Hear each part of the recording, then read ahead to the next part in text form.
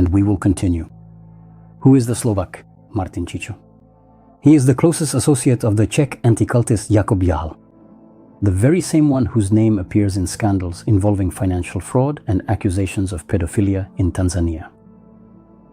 Jál and Cico are old friends. They were together in that very Tanzania with the satanic mission, as they called it. To this day, they continue to work as a team.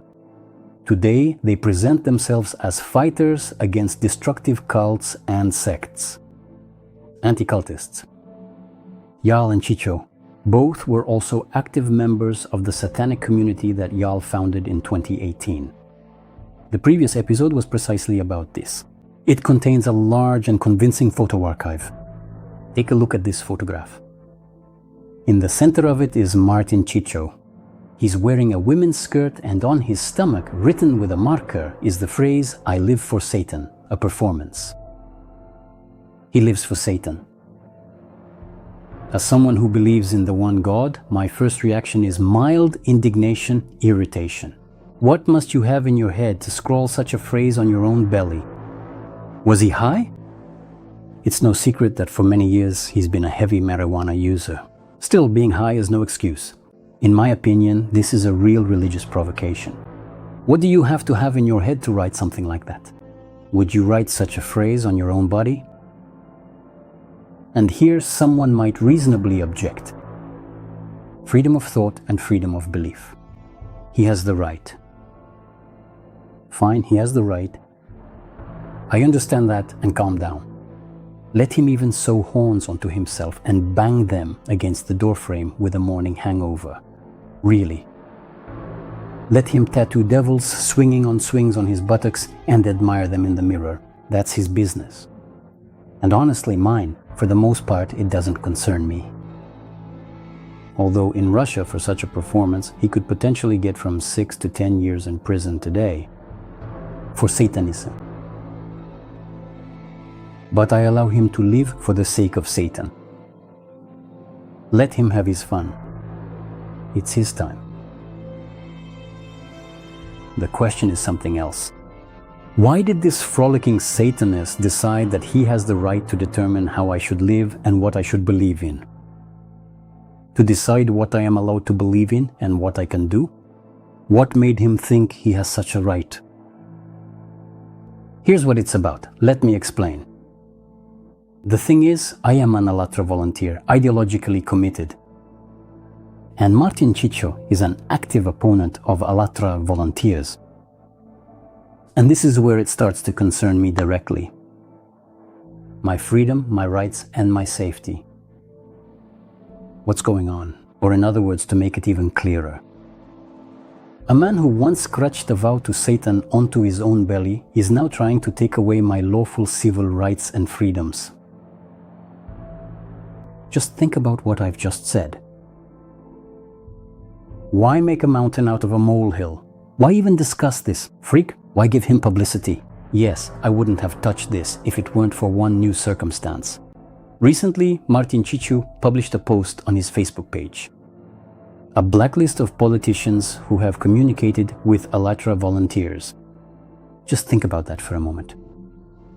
A person without any relevant education, with an extremely questionable reputation and radical views, a drug addict, publicly posts a list of so-called unreliable, in his opinion, government officials, apparently trying to put pressure on them in this way, so that others won't dare to do the same.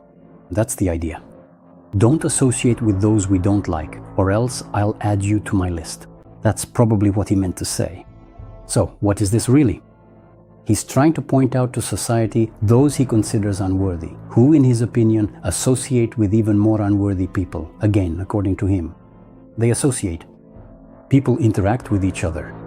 They have the right to. It would be better if they didn't agree.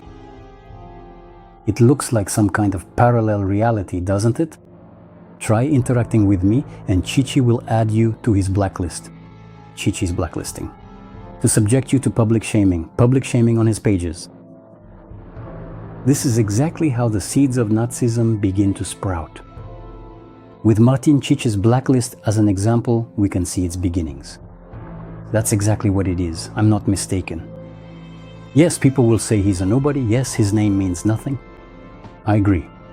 But if this anti-cult fledgling grows stronger or gains power, we might see even more harsh performances and provocations. These provocations have already happened in history. Blacklists, blacklisting. Let's remember. A Manual for Combating Sex, published in 1938. Security Service of the Reichsführer SS. Nuremberg Document D59. Heinrich's Directive. Establishing a model for suppressing certain religious communities, taken from an article about the Fourth Reich on the website actfiles.org. On November 8, 1937, the exhibition The Eternal Jew opened in Munich.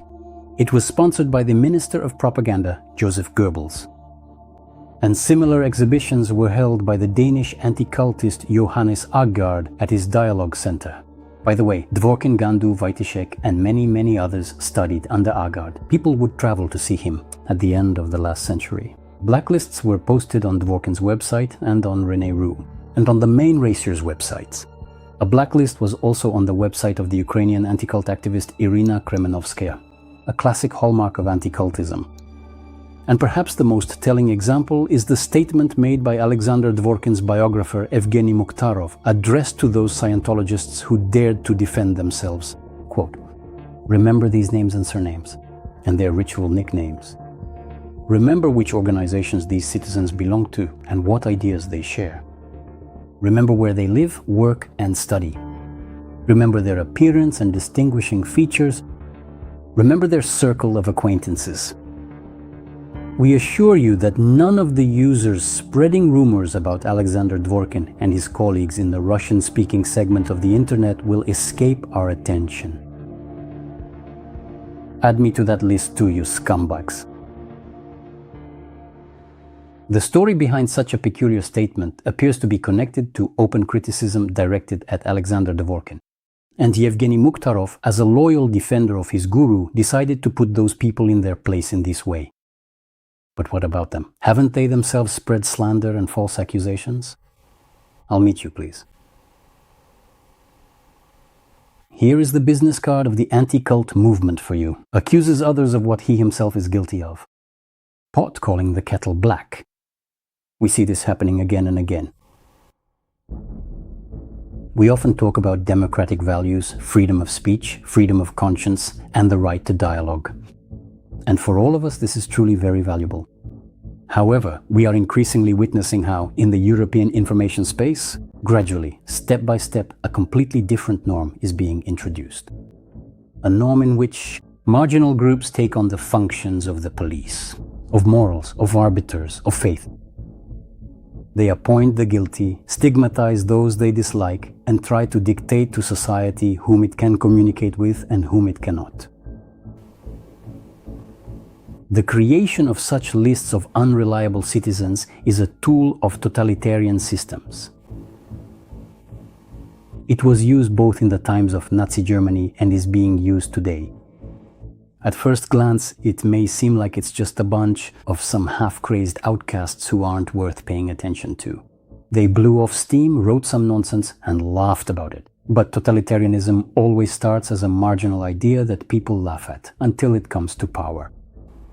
It's not that simple, especially since there is someone behind them. We can see that. Their tactics resemble a kind of test for society. They persecute religious minorities, start compiling blacklists of politicians and public figures. They are, as if they are probing the boundaries of what is permissible. If society stays silent or supports them, perhaps some next stage will begin. And it makes sense to watch their further actions and movements very closely. Mark my words. Soon they will try to get into legislative bodies in order to lobby for certain anti-democratic amendments. They are all trying to get into legislation in every country in the world, as if following a single command. And this once again confirms the hypothesis that the puppets are controlled by the hand of a puppeteer.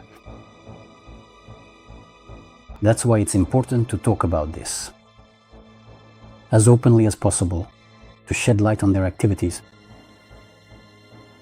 In my opinion, we should call things by their proper names, expose their connections and methods. This is a matter of basic intellectual hygiene. This is what basic self-defense in a healthy democratic society should look like. And we will continue to do this. To be continued.